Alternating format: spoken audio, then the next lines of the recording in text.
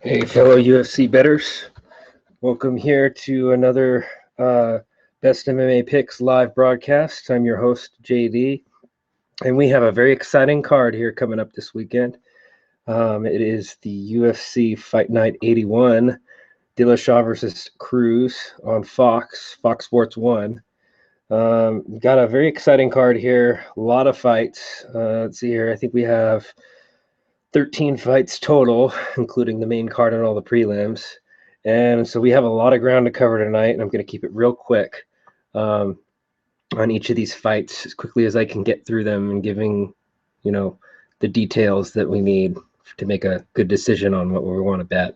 So with that being said, before you do anything else, I just want to say make sure that you add us. Click on the subscribe button right now below this video. If you're not going to do any of the other things that I tell you, make sure that you do that, because that's going to keep you in the know of when we do release a new video, and it'll keep you on the list, to remind you to view those before the fight cards. With that being said, the other things that I want you to do immediately, go to our Twitter feed, twitter.com/best MMA picks, Instagram.com/best MMA picks, Facebook.com/best MMA picks. Add us on all three of those social media outlets. We do release one pick. Our top three picks, one will go on each of those social media clients. And so you don't want to miss out on those. And you want to make sure that you have us added to those so you can follow tail. Those are going to be our most confident picks that we release, or on those each on those social medias. So we appreciate everybody who's been sharing all of our videos. We've been growing leaps and bounds. Our last video, we hit a record of 1,800 views in 4 days. So everybody out there, we really appreciate the support. It allows us to keep this free. It does take time to break these things down. So once again, I want to say thank you.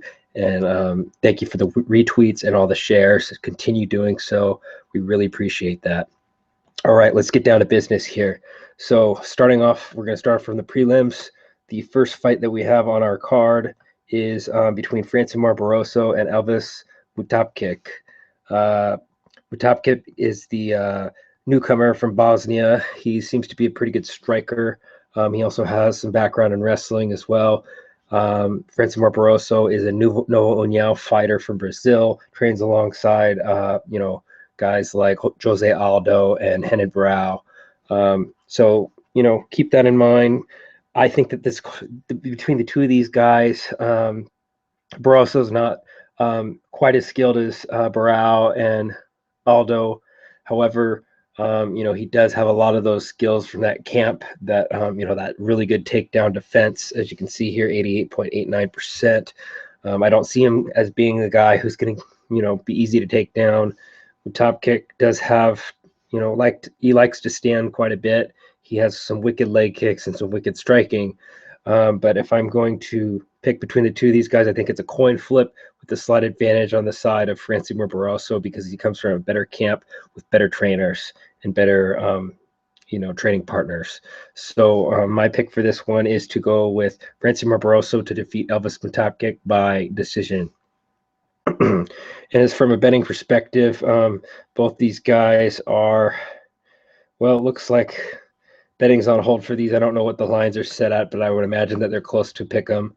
I would probably go with whatever line has the most value, but that's my prediction for that fight. Moving on, we have Rob Font and Joey Gomez.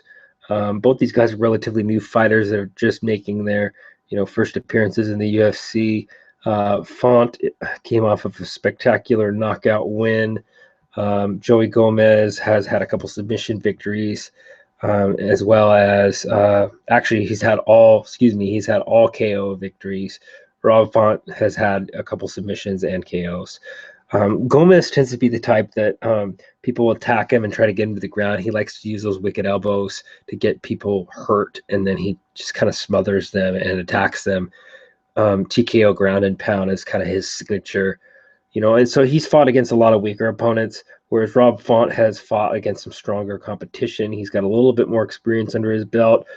I feel like he's more athletic and more of the natural in terms of athleticism and his ability to pick up on fight IQ. So I think this could be a fairly easy one for Rob Font. You can't count Joey Gomez out of this, though. He's a very talented fighter. He's got really good jiu-jitsu, but he's won all by KO, which is kind of interesting. He's doesn't not a lot of guys want to go to the ground with this guy. So, but I feel like Rob Font has a better ability to cut angles, and he's got more KO power, just more natural athleticism. I think he's going to get the job done here, and I think it's going to be pretty easy and pretty quick. So my prediction is for Rob Font to defeat Joey Gomez by TKO. Next fight, we have Charles Rosa and Augusto Mendez. Charles Rosa is coming off of a split decision loss to Yair Rodriguez. And it was just a back and forth tussle. If you saw that fight, very, very entertaining fight between the two of these guys. Both fighters fought really hard. I think Rodriguez broke his foot in that fight, or broke a toe, one of the two. I forget which one. I think it was his foot though that he broke. Both these guys can take a punch. Augusto Mendez, I believe he trains alongside Benson Henderson, actually. This guy has phenomenal jiu-jitsu. In fact, he's one of the guys that they bring in to train other guys. Just really good jiu-jitsu. As you can see, 80% submission victories over his opponents. Doesn't like to stand a whole lot, but he can stand if he has to. Charles Rosa is a guy who's kind of like a wrestler who tends to try to get guys down, and he kind of leaves himself open in the process, vulnerable to getting hit as he's shooting for takedowns. He has decent takedown accuracy, although not great, and decent takedown defense. He likes to go for the grappling, which may pose a problem here against Augusto Mendez, being a BJJ black belt. Really hard to say how this fight's going to go. Makes me a little nervous that he trains alongside Benson Henderson. I bet you any money this guy's a tough fighter, and there's limited footage out there on him. But I did see a couple of fights that he won rather easily, almost all of them via submission. Charles Rosa, though, is no joke. The guy can defend subs very well, as he did with Yair Rodriguez. It's just a dependent on, is this guy more talented than Yair Rodriguez at submitting guys? I would say he is. And I wouldn't mess with that. And I don't know if Charles Rosa is going to want to stand with this guy. I think he'll have an advantage standing if he does, and he should keep the fight standing. But he just doesn't have the takedown defense to give me confidence in him with this fight. So I think Augusto Mendez may be a pretty good dog play here. I don't think there's going to be a whole lot of people playing him because they don't know who he is. But, it's hard to say. I'm really on the fence about this one. But if I'm, just going off of what I've seen from both these guys, I would have to pick Charles Rosa to defeat Augusto Mendez by unanimous decision. I'm very, very on the fence about that one, though, the more that I find out about Mendez. Moving on, Ilir Latifi and Sean O'Connell. Not much for me to say about this one, and I think pretty much almost all good handicappers agree this one's going to be a fairly short fight. Not that O'Connell's not a good fighter, but Latifi is just one of the, he lives up to his nickname, the Sledgehammer, for a reason. The guy has really good hands. He trains alongside Alexander Gustafsson. He's kind of the wrestling trainer of Alexander Gustafsson. He's almost an Olympic caliber wrestler, not quite, but he is an Olympic caliber wrestler. But lately, it's kind of the iron sharpens iron mentality between the two of these guys training out of Sweden. His hands have gotten so much better since training with Gustafsson. Very impressive victories by TKO. He actually has more TKO victories than by submission. I don't think he's going to have a problem with O'Connell at all. I think it's kind of a give me fight for him to move up and get a little bit of promotion here. So I see this one, him getting a rather handy victory here. The odds dictate him as being a -250 favorite, which is probably about right. You could parlay him if you wanted to, and I think it should be a pretty easy win. But lately we've seen a lot of the ones that we're very confident in not happen, not where we haven't gotten the win. So just be careful there, But I'm pretty confident that this one's going to be Ilir Latifi to defeat Sean O'Connell by TKO.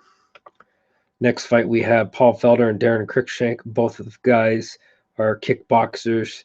Paul Felder being more of a Muay Thai kickboxer, whereas Darren Cruikshank is a straight kickboxer. His mother, I believe, was an Olympic kickboxer, and his father's a black belt, I believe, in Taekwondo, if I remember correctly.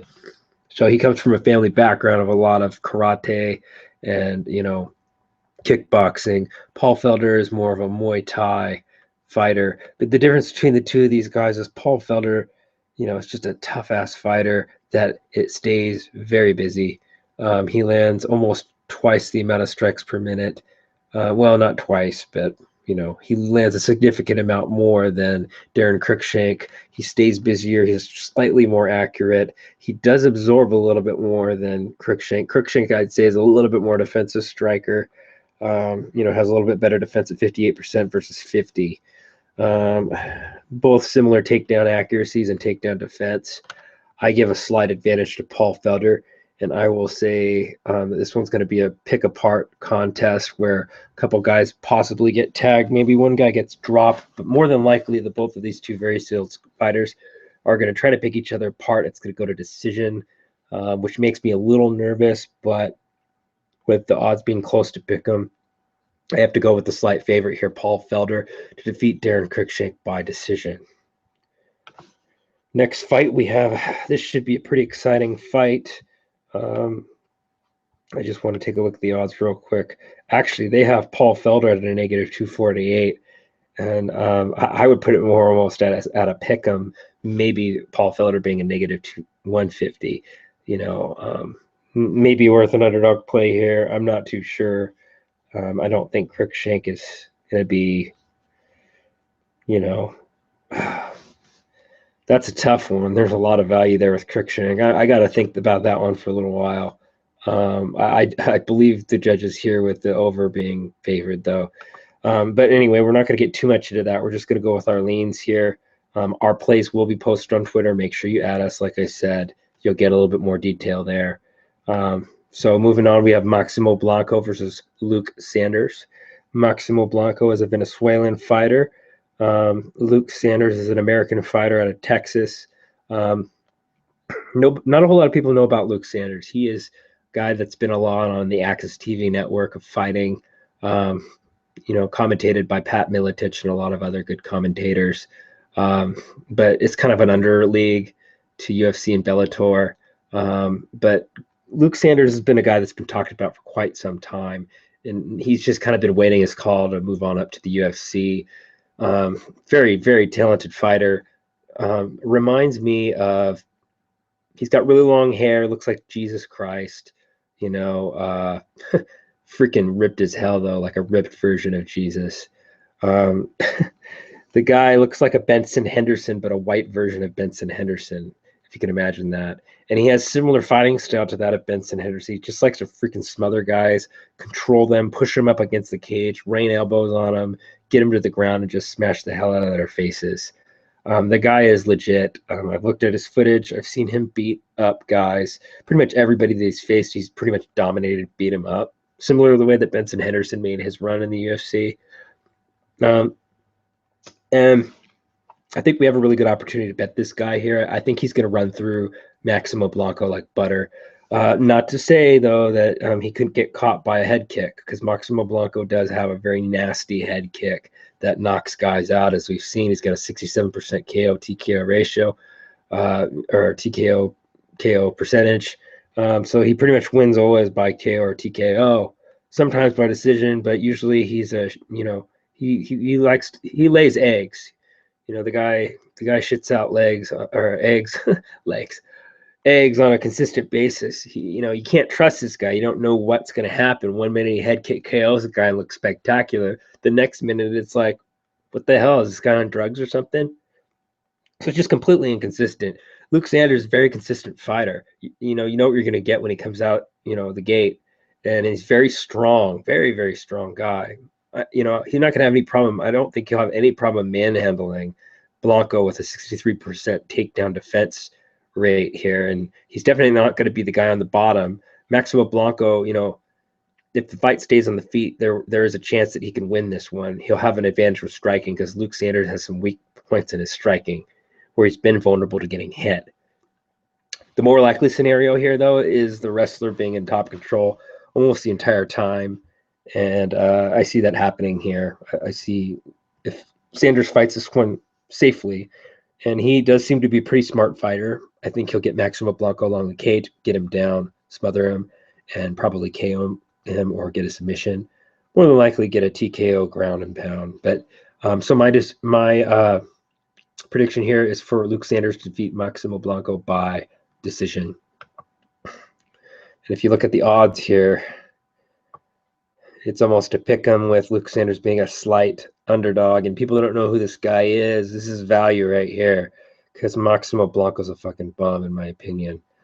You know, I can't trust the guy. I'd never put money on him, and he could win, but you know, it would just be by some odd slip of a fist, you know, hitting on the button, and that's how he seems to win his fights. I'm just not impressed. I'm not sold on Maximo Blanco at all, and I'd go with Luke Sanders here. It's a good, you know, good opportunity here.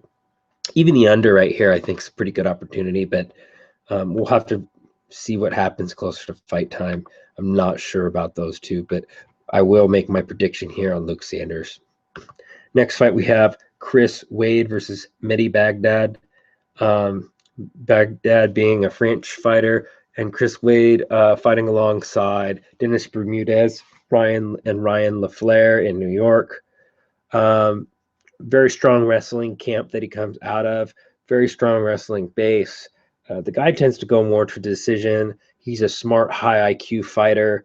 Baghdad is also a very high IQ fighter, but likes to keep things on the feet. So it's a very classic striker versus grappler matchup here. The question is, who has the better dominance in this fight, and who's going to dictate where this fight goes? And based off of what I've seen from footage, Baghdad has very good takedown defense, and he also has some ground abilities as well, but he prefers to stay on the feet, and I think this fight's going to be out of his element here. I really don't see him being able to handle a guy like Chris Wade, who trains with such skilled wrestlers as Ryan LaFleur and Dennis Bermudez. Not to mention Chris Wade does have some striking abilities as well, not quite to the extent of Baghdad. Baghdad has a nasty head kick, but Chris Wade can also take a heavy punch too. He's got a good solid chin. And so the more likely scenario to play out here is going to be with Chris Wade being able to control and dictate the fight. The guy's got a beautiful body lock takedown where he gets guys up against the cage and he gets a hold of them and he just side hip tosses them to the floor rather easily too, and guys that are bigger than him. He did so with Zhang Liping, who is a very strong grappler, several times, and has had no problem doing it with lesser grapplers. So I don't see there being anything different that happens here, but I see Chris Wade controlling and dictating this fight.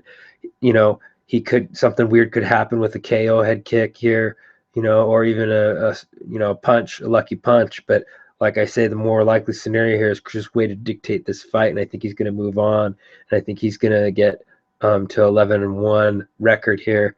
So my prediction here is for Chris Wade to defeat Mehdi Baghdad by decision. Looking at this from a betting perspective, betting's on hold. I don't know what the lines are at, but I would put it almost at a pick 'em with a slight advantage to Chris Wade. You know, he could be a heavy favorite, and it might be worth an underdog play on Baghdad, but I wouldn't risk that at all. I think Chris Wade's going to get the job done here. So keep that one in mind. Next fight, we have Tim Boetsch versus Ed Herman. Both these guys have been potent finishers of their fights. Herman being able to get guys to the ground and submit him. Boetsch being able to use his Jeet Kune Do fighting style to knock guys out cold. This should be a pretty exciting fight. Ed Herman has won multiple Fight of the Night award bonuses, including Submission of the Night and I believe KO of the Night and Fight of the Night. So this guy's a fighter. The UFC likes him. He's a finisher. Or he gets finished, one of the two. Boetsch, same deal, either gets finished or finished. I don't see this fight lasting. I think, you know, with the odds the way that they are, it's a good underplay. Even if it doesn't go under, I think it will go under, though. I think one of these guys are going to leave it all in the cage. Somebody's going to try to get finished here. So with that being said, I would say, you know, you've also got kind of a striker versus grappler wrestling versus style of Ed Herman versus the striking of Tim Boetsch. And I think the more dominant fighter here is going to be Boetsch. He's fought a higher level of competition. I think he's going to be able to time Ed Herman. He's just a slight slightly faster and slightly more powerful.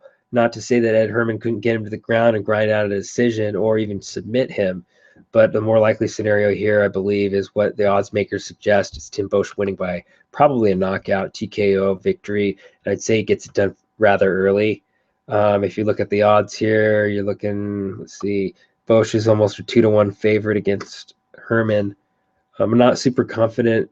I've never been super confident on Boesch because he can, anything can happen here. And I think Boesch is going to get it done, but it's hard to say against a strong, heavy wrestler what's going to happen there. But Boesch has beat heavy grapplers before. So, 2.5 rounds, the under looks good to me and Boesch looks good. So yeah, my prediction here is for Tim Boesch to defeat Ed Herman by TKO. Next fight, we have Ben Saunders versus Patrick Cote. Both of these guys are very well-rounded fighters. Both of them, particularly Cote, likes to stay on the feet and trade. Saunders does have some great striking, and he has a great chin and heavy hands. The guy reminds me, he's got a gas tank, and the difference between the two of these guys that I see is I see the gas tank of Ben Saunders overcoming this lower, smaller gas tank of Patrick Cote. So, there's not really much else for me to say that other than that. And then the wrestling of Ben Saunders. Patrick Cote does have some, background in wrestling, but he has been vulnerable to takedowns in the past. He has sealed up some of those holes in his wrestling defense, but, he has been vulnerable before. We have seen weird things happen, though. Ben Saunders is a slight favorite, I believe, at a -130 the last time that I checked. Lines could have moved there. Yeah, it's tightened up a little bit on the side of Patrick Cote. So, Ben Saunders is now a very slight favorite, almost a pick him at -113. Over-under set at 2.5 rounds. I would probably put this as going over to a decision, but, anything can happen. Patrick Cote's got some good, wicked, heavy hands. He also has some good leg kicks as well. He could definitely get a KO in there. So, but Saunders doesn't strike me as a type, to get knocked out. He doesn't strike me as a type that would be vulnerable to that, and he seems to be pretty high IQ. He does sacrifice sometimes and is hittable when he comes in, for the body locks and the takedowns. He's very aggressive. The guy smothers people, and Cote might not be able to deal with that. He did get taken down in the Dennis Hallman fight, and he actually lost that fight if you look here. But he pretty much dominated everybody else that he fought, including 2 first-round submissions against Chris Heatherly and Joe Riggs. So, those are things to watch out for. And if I'm going to put my money on it, I would put my money on Saunders. But it definitely could go either way. I think that the odds are really tight, and I think it's going to be a really tight matchup. But, if I'm going to go with my gut here, my gut's going with Saunders on this one. The experience of Patrick Cote, though, and the ability to adapt to the fight is definitely a threat. So, closer to fight time, I'm going to have to give this more thought, but I'll have to go with Cote here on my initial lean. Saunders on my initial lean. So my prediction is for Ben Saunders to defeat Patrick Cote by decision. Moving on to the main card, we have Ross Pearson versus Francisco Trinaldo. Pearson being a heavy striker / boxer from New Zealand, or actually England, and I believe he is a New Zealander, but he lives in England and he trains out of Alliance MMA in San Diego. Francisco Trinaldo being the Brazilian, which I believe he trains with the Black Zillions, although I'm not 100% sure of that. I have to look that one up. With that being said, both these guys are coming off of some wins. Pearson coming off of a good win from a couple fights. Let's see, a couple fight cards back. Just want to take a look here real quick. Yeah, he came out of a win, split decision win over Paul Felder, which Paul Felder took that fight on short notice. I kind of called that one, I believe. I think I was actually on Pearson for that. Being Pearson is a very good striker, but he tends to have a very weak takedown defense, as you can see here with Evan Dunham. Trinaldo has great takedowns. He has heavy hop control. He gets guys to the ground, just kind of wears them down. He also has decent striking too. He tends to slip some heavy hands in, even on good strikers. So he's very well rounded. I have to go with Trinaldo here. I feel like he's going to get the job done pretty easily, and he's going to control Pearson. Unless Pearson's really worked on that takedown defense, I really don't see him winning this fight. I think it's going to really throw him off having that constant threat of the takedown. And I think Trinaldo's going to exploit that. So my prediction here is for Francisco Trinaldo to defeat Ross Pearson by decision. And we're getting good odds on this one, I believe, if we were to look at it. Trinaldo, I think, the line's moving in the favor of Ross Pearson. Francisco Trinaldo line is at positive 130, so you're getting a lot of value there on a potential winner. Next fight, we have Travis Brown, Hapa Brown, and Matt Mitrione. Both these guys are in the heavyweight division. Both of these guys have heavy hands.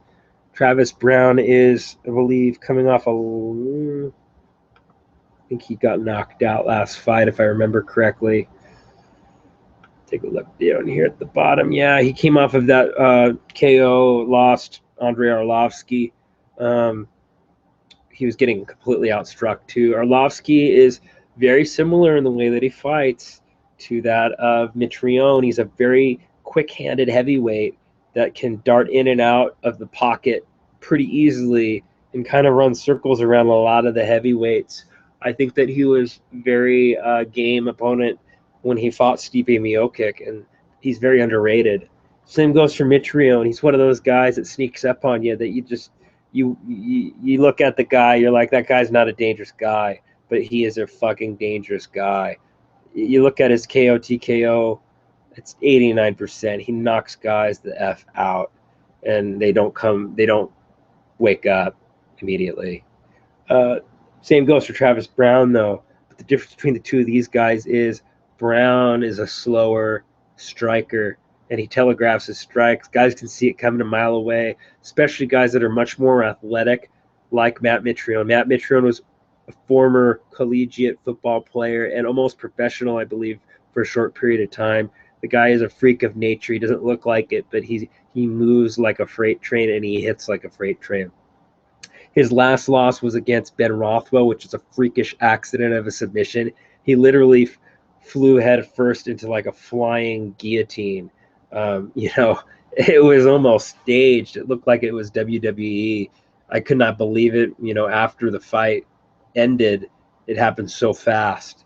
It was a fluke, in my opinion, because I think Matt Mitrione could have easily beaten Ben Rothwell. Hats off to Rothwell, though, for that victory. But anyway, with that being said, I think Matt Mitrione's a much faster heavyweight than Travis Brown, and I think he's going to stay on the outside. Brown, unless he gets, I don't know how Brown's going to win this fight, honestly. I don't know what the odds makers are thinking here, but hey, we'll take it. It's value. And I believe Matt Mitrione is game in this fight, and I think he has more than a good chance of defeating Travis Brown. More than likely going to be by like an uppercut or just a solid strike. We've seen Travis Brown keel over from punches already with Arlovsky, and I think Matt Mitrione hits harder than Arlovsky, and he's a little bit faster than Arlovsky. I think we're going to see a repeat here unless he gets very unlucky and gets hit somehow or gets caught. I don't see that happening with Brown. I think Brown's too slow. Matt Mitrione by KO here, probably first round. And that's my prediction. All you squares out there probably going with Brown on your parlays. I highly recommend that you don't add him to a parlay. You might be very disappointed. Moving on, Anthony Pettis, Eddie Alvarez. Another one that I would probably avoid on your parlays is Anthony Pettis. Although more than likely he's going to come out of the gate here like a madman. In the first round, he's going to try to knock Eddie Alvarez out and finish the fight early. As the fight drags on, Eddie Alvarez becomes much more dangerous. Okay. So if Eddie Alvarez can weather that early storm of Pettis, it's the psychological component of survival that really gets to Anthony Pettis over the course of the fight. I think Anthony Pettis is not going to have to conserve himself over 5 rounds. He's not going to have that anxiety. And so I think he's going to come out guns blazing first round, trying to end it early. Eddie Alvarez, though, is a very resilient fighter. He's got a really good chin.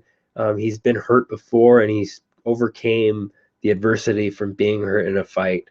And so he's a tough-ass guy. I don't like the guy. I don't like his attitude, and I just don't like his face. I hope he gets knocked out. But I do have to say that Eddie Alvarez is a very game fighter, and I have respect for the guy for surviving and beating guys that are, he beat Gilbert Melendez on a very narrow decision, which I think Gilbert probably had. But he was able to secure a few takedowns on him. I think he's going to be able to secure a few takedowns on Pettis. I think it's going to be a lot closer fight than what the odds makers suggest. Eddie Alvarez is a 3-1 underdog versus Pettis, who's a 3-1 favorite. It may be worth a play on Alvarez, but my prediction here is for Anthony Pettis to defeat Eddie Alvarez by TKO. Moving on. Last fight, the one that we're all waiting for.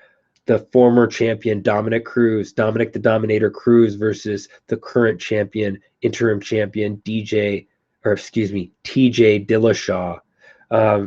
This one I've been waiting for a very long time.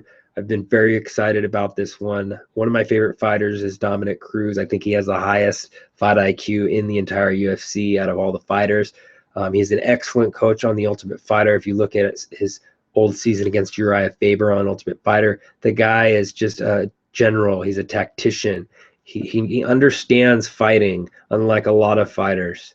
He doesn't need a coach. He could coach himself pretty much, but he does have a very good camp at Alliance MMA. The problem with Dominick is that he's been injured so many times, and it's just really held him back. He's been out of the fight game almost 4 years now, but the guy is one of the most talented mixed martial artists ever to grace the octagon.